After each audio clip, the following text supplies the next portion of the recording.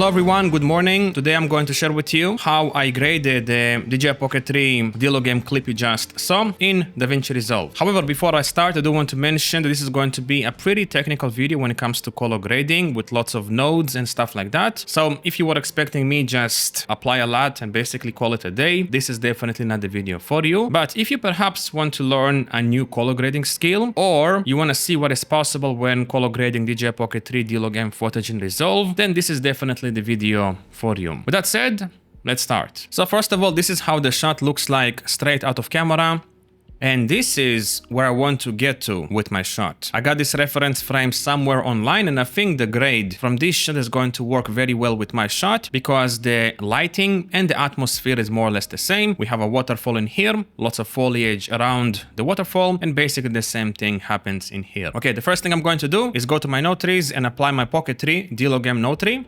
If you bought my node tree pack, first of all, thank you very much. I appreciate the support, but this node tree is not yet available in that pack. I am going to update the pack with this node tree either today or tomorrow. So if you bought that pack, you are going to get this update completely for free. And what makes this node tree special is this IDT node in here, which I use to apply a custom DCTL, which takes me from DJI Pocket 3 D-Log M to DaVinci Wide Gamut Intermediate, which is my preferred timeline color space to work with because it delivers the widest dynamic range and the most amount of colors to work with in DaVinci Resolve. Now, this DCTL is completely free. It's made by a creator named Kaur Hendrickson. Hopefully, I'm not butchering his name. And in that DCTL pack, he provides different conversions from different cameras to DaVinci Wide Gamut. Like for example, there is one here for the DJI Action 5 D-Log M. There's also one for the GoPro, and there are also ones for DJI drones that use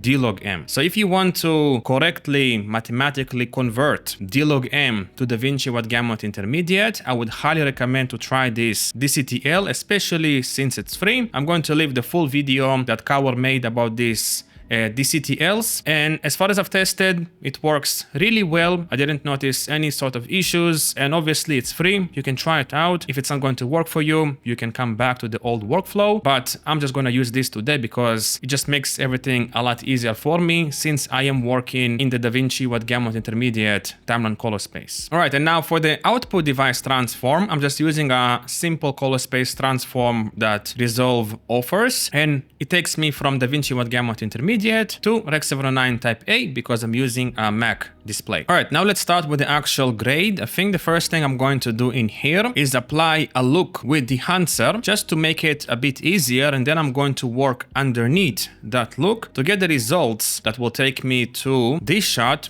as quickly as possible. If you don't have Dehancer, you can either apply a lot from your favorite creator, or you can use the film look creator, which is completely free with Resolve if you are using the studio version. But I'm gonna use Dehancer because I've been using it for the last 2 years, and it just makes everything a lot easier for me. If you are interested to check it out, to check out Dehancer, I'm going to leave a link for it down below with a 10% off discount code for all Dehancer's products. So let me go here, enable Dehancer. I'm gonna click this effects menu in here just to do some adjustments. First, I'm going to reset this exposure compensation in here. Then I'm gonna go all the way down to output, and it's set in here for me to 30%, but I am going to increase it.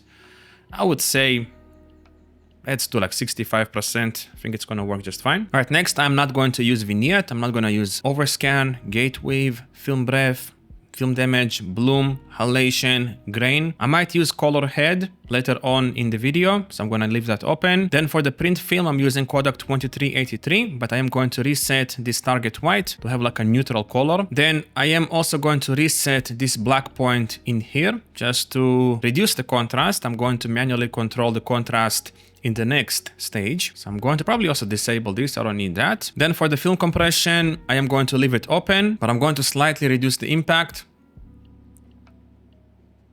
Let's go about 30, halfway. Then the film developer, I'm going to turn off, just basically adds a bit of color boost or saturation. And then finally for the print film, I'm probably gonna go with something different than 500T.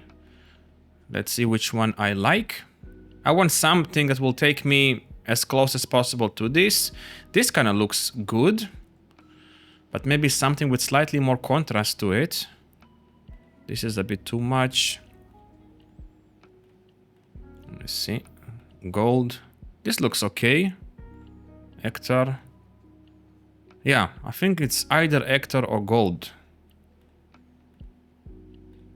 Yeah, I think I'm gonna go with the Hector because it provides a bit more cyan and teal in here, which is more or less what's happening in this shot. And again, I want to get a look as quickly as possible to get this kind of results as fast as possible. So I think I'm gonna leave it in here and I'm gonna set the push-pull EV to -2 just to infuse the, the teal look into my footage. All right, now I am done with the Dehancer. Let me do a quick before and after.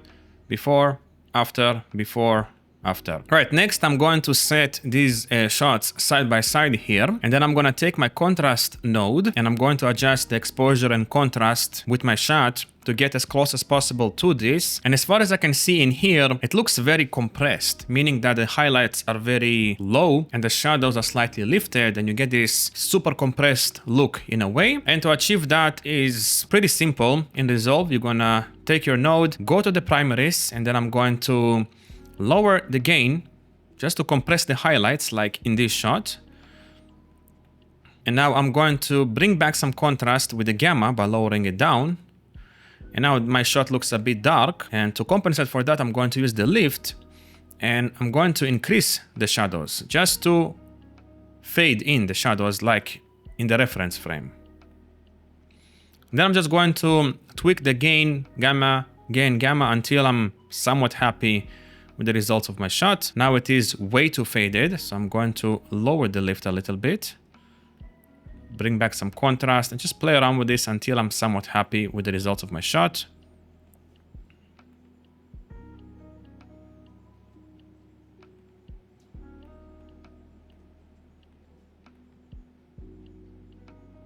Yeah, I think somewhere around here looks good. Maybe it's a bit too bright in the highlights. Let me just lower the highlights a bit more and bring up the midtones. Maybe something like this looks okay.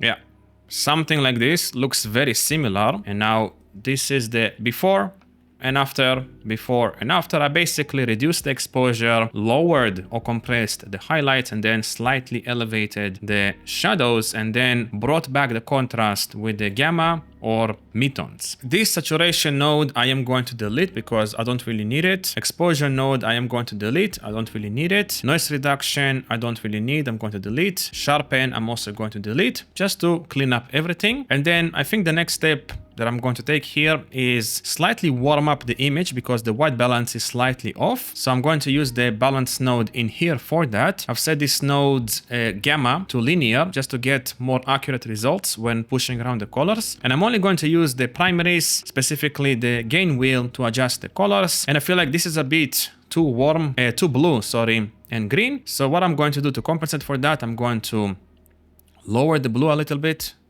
just to bring back some yellow, and then increase the red just to make the image a bit more balanced and, get healthier skin tones basically. Because if I'm going to look at the skin tones here, before it was just way too blue, way too pale, and now with this node enabled, the skin tones look way more natural. So something like this. And I know now the shot looks slightly more far off from the reference frame in terms of like the overall look, but don't worry, I am going to in later stages bring back the the teal and blue color that we have in this frame. But now at least the skin looks far more natural than before.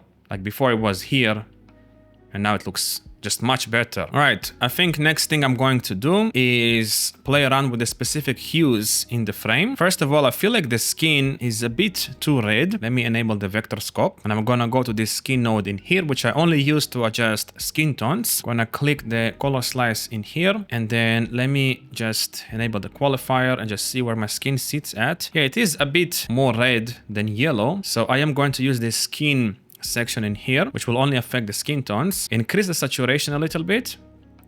Let's do like 1.2, and then bring some yellow into the skin. About this. And now the skin looks a bit more accurate. This is the before and after before and after. Then I'm going to leave it as is and go down to this node, which is where I adjust the specific hues in the frame. And in this case, I'm going to play around with the yellows, greens, and also the blues, especially here. I don't like how saturated it is in here. So first thing I'm going to start with is the yellows. I'm going to go to the color slice again, use this yellow window in here, and maybe slightly warm up the yellows, because in the reference frame, the yellows are like a little bit warm in here. So I'm going to get somewhere similar, and then I'm going to maybe slightly desaturate it to about 0.95, and then increase the density with this slider in here to about 0.3. Now it looks slightly better. Then maybe I'm going to do the same thing with the greens. Let me play around with the saturation. Where are the greens? Yeah, it's not really doing that much, the greens. I'm going to leave it as is. With the blues, I'm definitely going to slightly desaturate the blues. I want to get something like this. Maybe go to like 0.75, slightly increase the density to about 0.15. Maybe push it towards teal more than blue. Let's do like 0.225. And then I also saw here like a woman in the end with like a pink t-shirt, pink red t-shirt, and this is very distracting in my opinion. So what I'm going to do to compensate, I'm going to use this magenta wheel in here, so slightly desaturate the magenta colors and then increase the density. And also I'm going to use the red menu in here and desaturate this, not too much. I don't want to make it look unnatural. And then I'm going to also warm it up, just to push in some warmth into the color in here, rather than having this pink that's a bit more distracting in my opinion. And I feel like this is a good place to stay as of now. And then later on, of course, I can always come back to this. And this is the before and after, as you can see, just, makes the shot a bit more balanced than before. All right, next thing I'm going to do is further adjust the contrast, and I'm going to use this trim node in here, which I use with the curves, and I set the curves only to Y, which will only allow me to affect the luminance of the frame. And then I use the enable editable splines, and I basically compress the highlights, elevate the shadows again, and just play around with these points until I get healthy amount of contrast in my frame. I'm going to put the reference frame just here on the side, right? And then I'm going to play around with this until I get more or less the same amount of contrast as in the reference frame.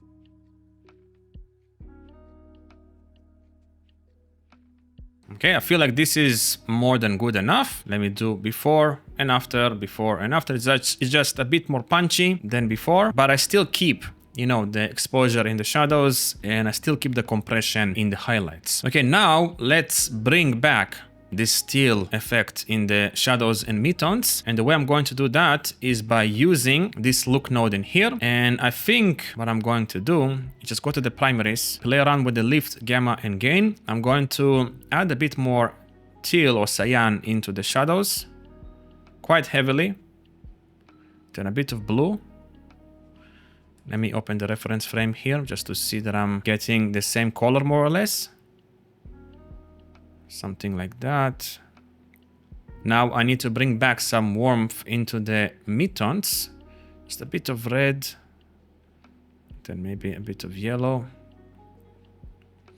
And then pretty much the same thing for the highlights. A bit of red and a bit of yellow just to create a bit of color separation. And maybe I'm going to add a bit more teal.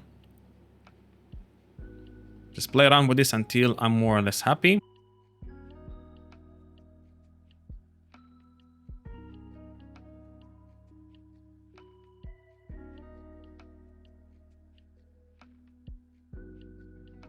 Okay, something like this is good, but do you see the problem that is happening right now?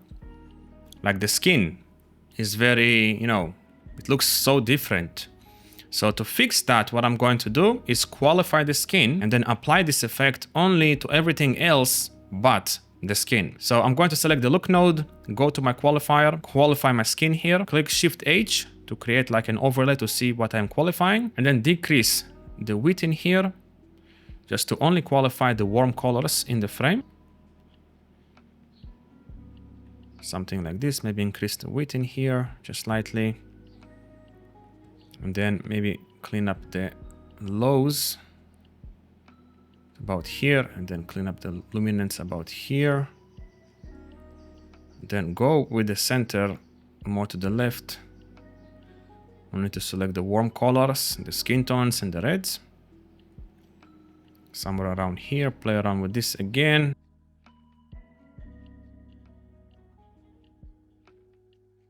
Okay, I'm kind of happy with this. It's not the cleanest result out there, but it should work just fine. I'm also going to apply a bit of pre-filter and then clean the blacks a little bit.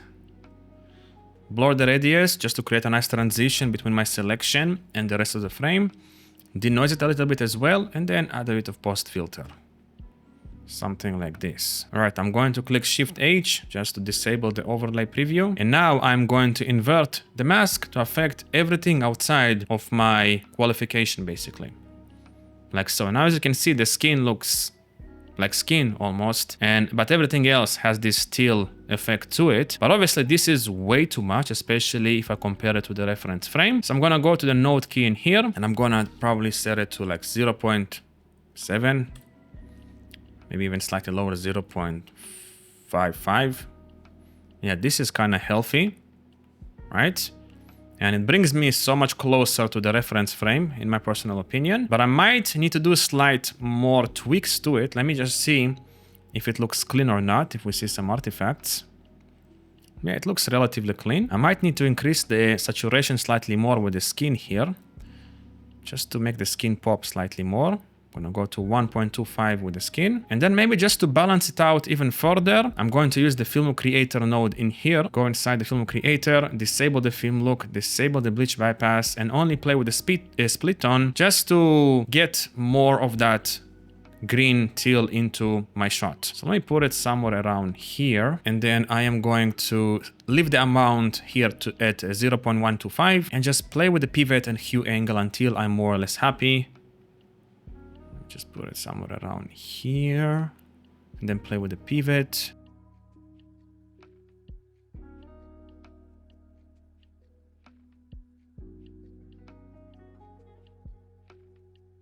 Okay, I feel like this is a little bit cleaner, right?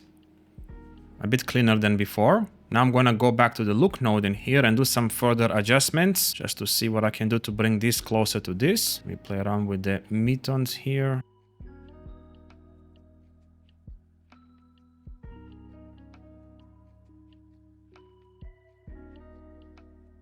Right, honestly, I'm kind of happy with this. It looks very similar in my personal opinion. But just to create even more separation between this pathway, which is the subject in this case, I'm going to create like a window around this and then brighten the exposure here and reduce the exposure on everything else. So I'm going to select this power window 1, create like a window, like a costume window effect. Doesn't have to be precise, honestly. Then I'm gonna go to my tracker and track this. All right, I'm gonna set it to frame and just adjust it a little bit because it's a bit off, honestly. Set it to something like this. And then here in the end, I'm gonna set it to about here, here, and here. Something like so. And then let me see how it looks now. Okay, it's not like perfect, but it should be more than good enough. Okay, I'm gonna set it back to clip to affect the entire clip. Go to the mask, increase the softness here. It's about something like this. Disable this preview. And then on the inside, I'm going to increase the exposure with the gamma, slightly decrease it with the lift just to bring back some contrast. And then I'm gonna use this one out node to affect everything outside of my selection. I'm gonna use the gamma just to bring down the exposure slightly around my selection. And now as you can see, like the pathway pops a bit more from the background. Like this is the before and after, before and after. It's a very minor effect. Let me actually decrease this. But it makes a huge difference in my personal opinion. Before and after, before and after. Maybe I can even lower it a bit more. And then maybe come back to my trim node in here and just play around again with the contrast and exposure. And as a final touch, I'm gonna do two things. First of all, I'm gonna go to the trim 2 node in here, and then I'm gonna select Luma versus saturation and desaturate the blacks in my frame. Like if you look in here, just makes everything a bit more clean in the black parts of the frame. I'm gonna completely desaturate everything. Maybe not completely actually, leave it about here. And also maybe I'm gonna use the log wheels to slightly correct the shadows of the frame. Let me see if I need to do a bit of like, you know, adjustment. I'm gonna reduce a bit of the green in the shadows, maybe add a bit more yellow, just like so. Play around with this red just to clean up the shadows a little bit more and make it look like the reference frame more or less. It's barely noticeable, but again, if I do a before and after, like look here, you'll see that the shadows are now slightly cleaner than before. Right, and then just to seal the deal, basically, I'm going to enable this grain node in here, which is basically Dehancer, but only with grain and bloom enabled, and that's basically it. And to control everything, I'm going to play around with the output. Like this is obviously way too much. I'm going to set it to about, let's go like 35. Let's do a preview, see how it looks. Maybe that's a bit too much. Let's do like 30. Okay, and now maybe I'm going to do some final tweaks, like maybe with the mask on the outside here. I'm going to slightly decrease the exposure again, then play around with the trim once more, just to balance everything out. Okay, let's compare it to the reference frame. This is as close as I can probably get to this frame, at least with my limited amount of color grading skills. So yeah, I think I'm done. I think this is good enough.